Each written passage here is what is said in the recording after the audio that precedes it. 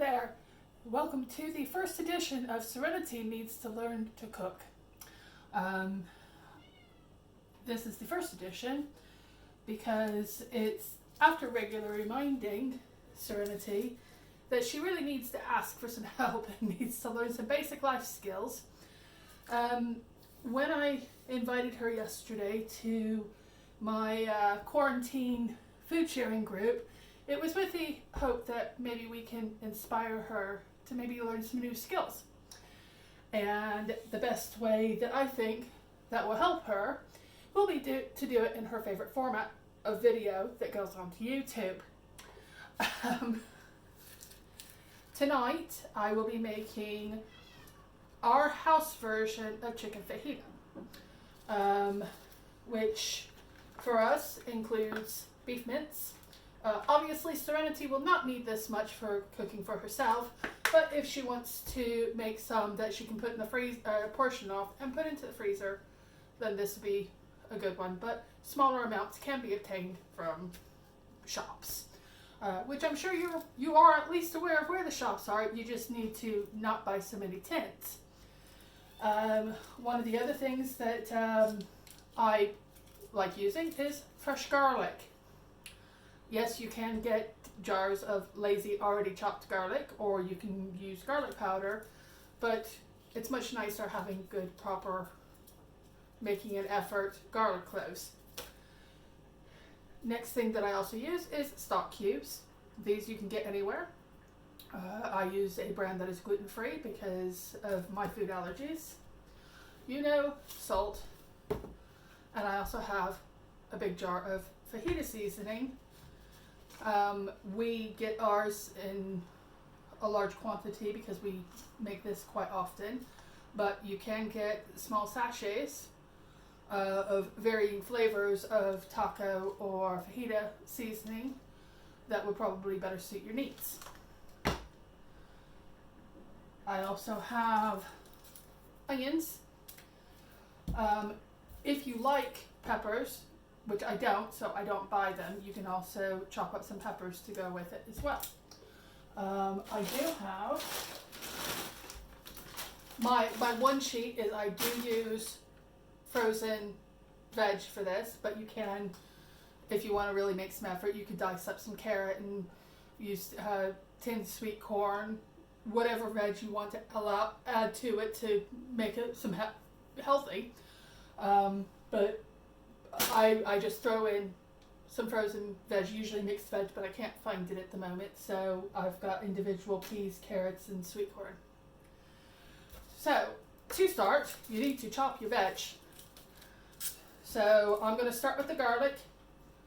I'm going to hope that you know how to use a knife safely. If not, I will get Neil to do a proper safe knife handling skills tutorial for you.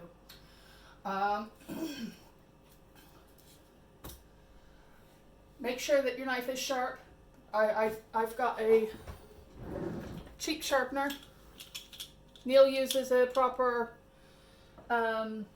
straight edge, but I use this cheap. I paid about £3 for it from Boys, but I'm sure you can find it in other places.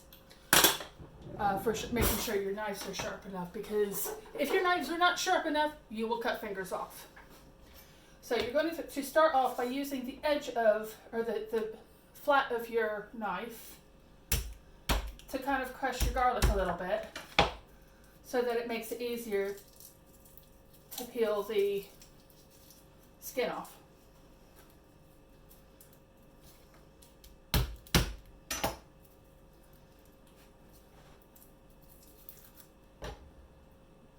Sometimes it doesn't always work, but get as close as.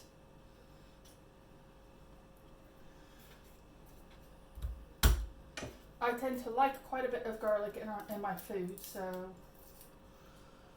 you'll see in future episodes that I use a lot of garlic.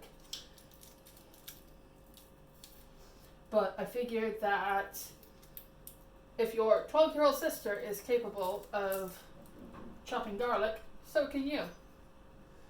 I start off with thinly slicing. I'll obviously minding your fingers. And I mean, this is going to be kind of an idiot's guide because I'm sure some of it you might know, you should know.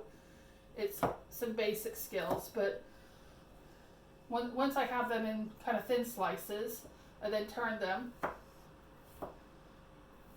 and thinly slice again, so I that I get them quite small and kind of make sure your pieces are quite small, so that as it kind of spreads throughout your meal, that you're not eating great big huge chunks of garlic. Which, when you were probably about 2, we reckon that in one meal that I failed to cut the garlic small enough that you probably ate 7 cloves. And for the next week afterwards, you smelled of garlic even coming out of your pores. So there's liking garlic, which I know you used to do, and then there's kind of taking the make occasionally. I mean, obviously this for us is going to be for a meal for 4 people, as well as leftovers for lunch and stuff tomorrow.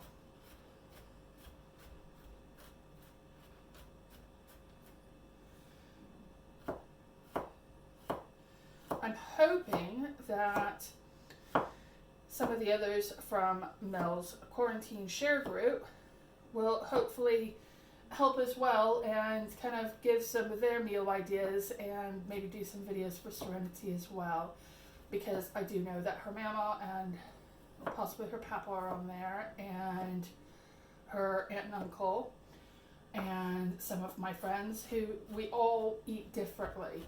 So I'm hoping that we can inspire Serenity to start eating better, being able to cook some more cooking fresh meals, and that will stand her in better stead, because from what I understand, Serenity has a sensitivity to cheese, so can't eat it.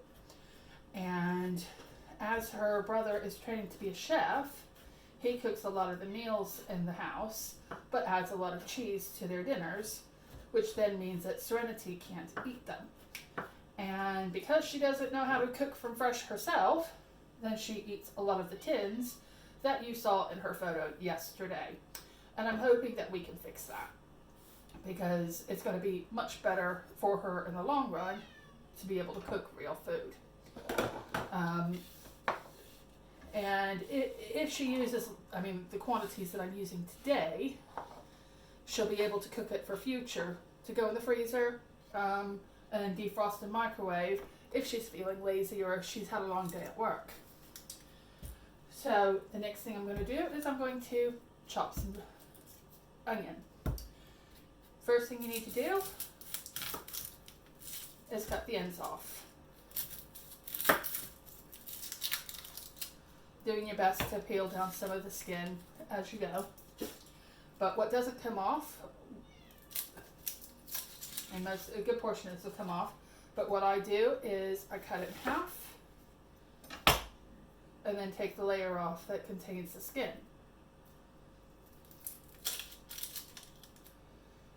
It makes it quite easy.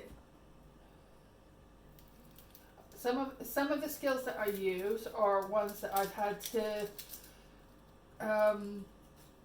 may not work for some people, but they work for me because I have to be aware of how my joints are in my hands and how they work in my hands due to my Ehlers-Danlos syndrome. So what I do, because I want kind of a fine dice, but you can make bigger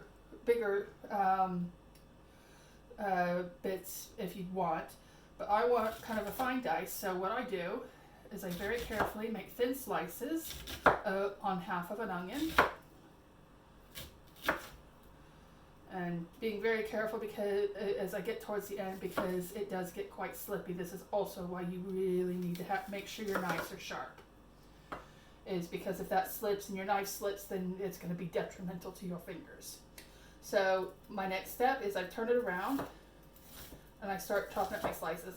This is quite a loose onion because this will be one that we bought from the farm shop, so it's going to be a bit more organic and all that. So the layers are a bit loose, so it's a bit slippy, but just being careful and making sure that some of your bigger bits are kind of chopped up the best that you can.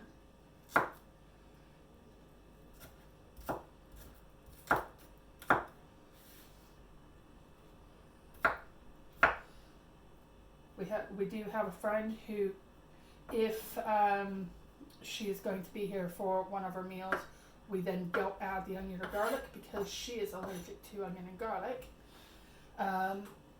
So this is something that you can kind of alter to taste. You can add different spices, you can add different herbs, and adjust to your needs.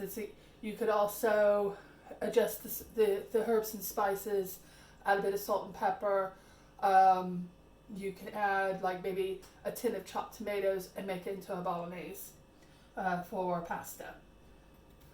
So again, I'm going to make thinnish slices.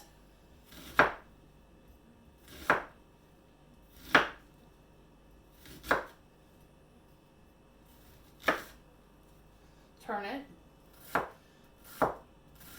And then dice up into my smaller bits.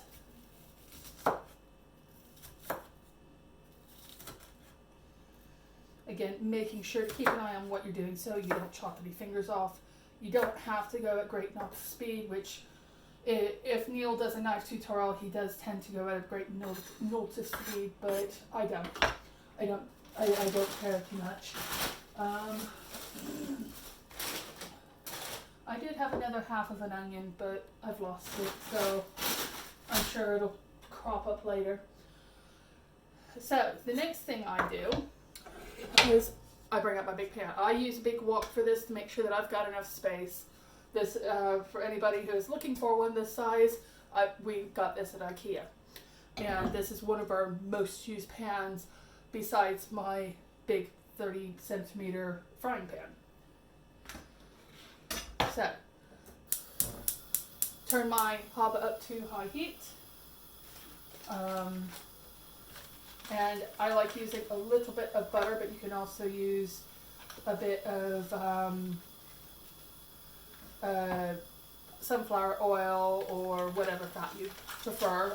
I also quite like using ghee, but I'm getting a bit low on it with because I keep on forgetting to ask Neil to get it when he goes out for the shopping.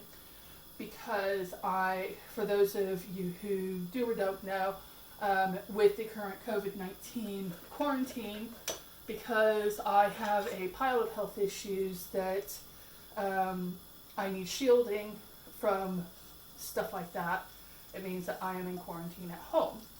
So shopping that I would normally get myself, because it's on my list, I mean Neil does some of the shopping normally, I do some of the shopping. Stuff that would normally be on my list, trying to remember to ask him to get it. I keep on forgetting. But next week's shop, I need to add ghee and I need to add some other spices that I'm wanting to do for some other recipes, because I'm looking at next week doing some currywurst from scratch. So I'm going to do that with some bratwurst. I want to do that with some bratwurst, but I don't have any curry powder, so Neil's going to have to get that for me. And like I said, I've got a fair bit of spices. I'll have to show you some of my spice cupboard at some point. It's gradually building as I'm getting a bit more creative myself in my cooking. But as my butter has melted, I'm going to put in my onion.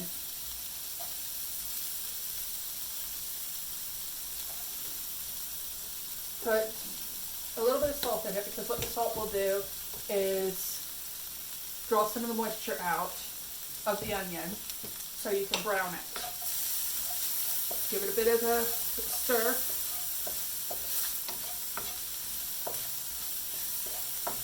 And just kind of soften your onions a little bit.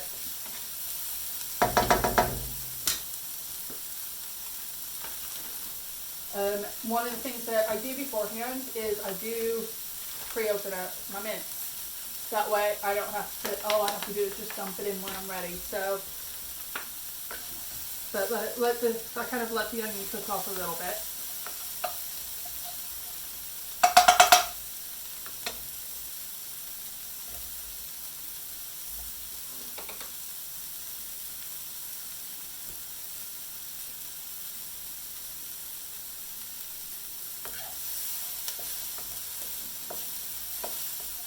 I don't know if you can see, but it's getting a little bit on the brown side, so the next thing I'm going to add is my beef mix. This one doesn't have a lot of fat in it, but it doesn't matter what kind of mix. You can always use lamb, chicken, turkey.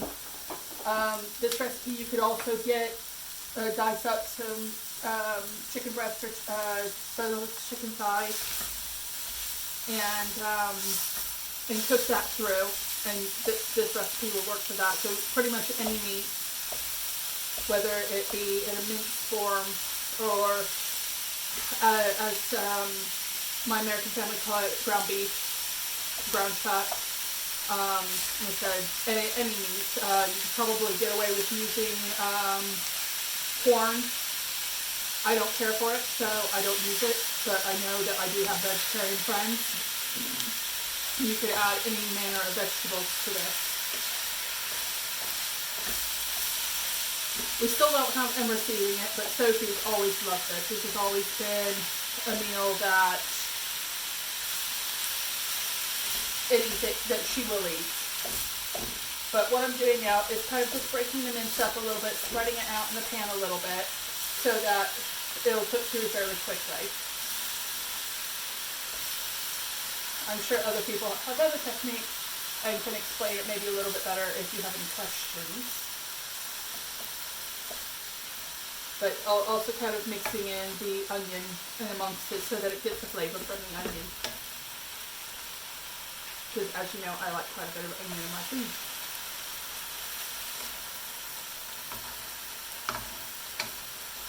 Let that cook a little bit.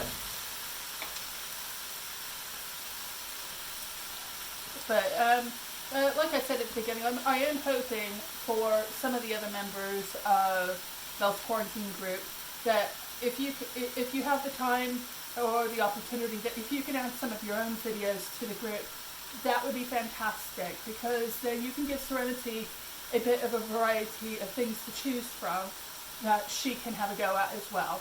Or if we can even inspire each other, that if there's anything that one of us makes that, oh, I'm not sure how you actually do that. If I would have thought about this last night, I could have videoed Sophie making the chicken tias, because she made those completely from scratch, from doing the breadcrumbs to, just everything. She made the garlic butter herself. And she used fresh herbs and fresh lemon, and that's kind of some skills that seem to be lacking, not just with Serenity, but with other adults and that rely a lot on tins and jars. And since coming to the UK, and even more since becoming gluten-free, I have to be more aware of what goes into my food. So I kind of want to make sure that I use the not so much processed food. Yeah, okay, I do cheat a bit and with the frozen veg, but I do use fresh veg as well. A lot of times I just can't be asked tonight. I've had a bit of a migraine since yesterday, so I'm a bit worn out from that. Much better than I was earlier, but I really don't want to kind of take away some more of the spoons, quote unquote, that I have, so I don't crash so early this evening. And I'm hoping, well, I'm probably going to miss it a bit, but the clap for the NHS at 8 o'clock tonight, I believe that Neil and the kids are going to do it. Because it's appreciating the NHS and the retail workers and the food and the distribution systems and everybody that is supporting the British at this moment in time with that give me the opportunity to protect myself and my family. The British military, retail workers who are still risking themselves in it, and doctors and nurses who are risking their own lives to protect and help everybody else.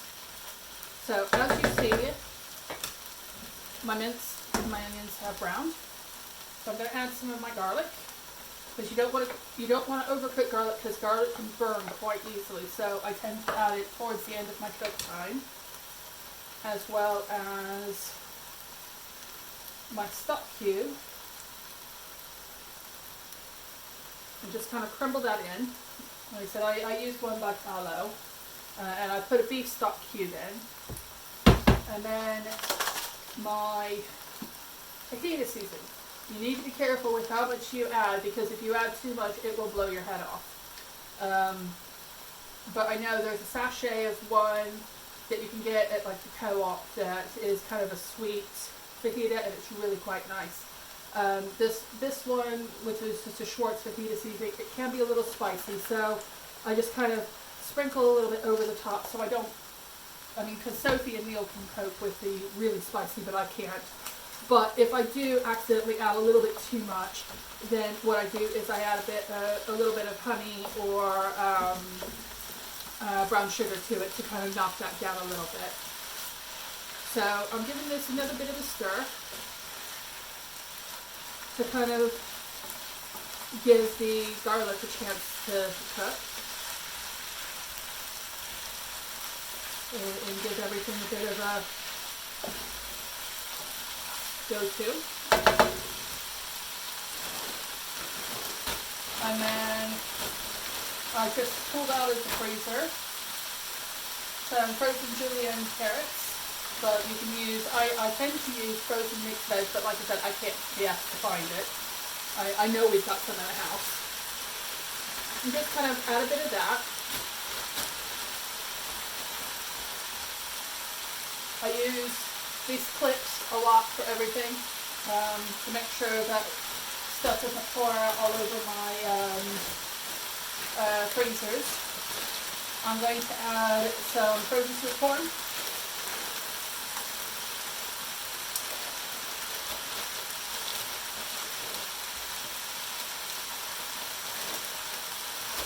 And just kind of intermediate to it.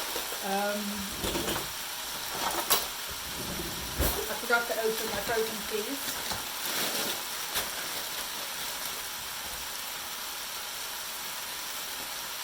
So you just get random ones from wherever. I added quite a bit there, but that's okay.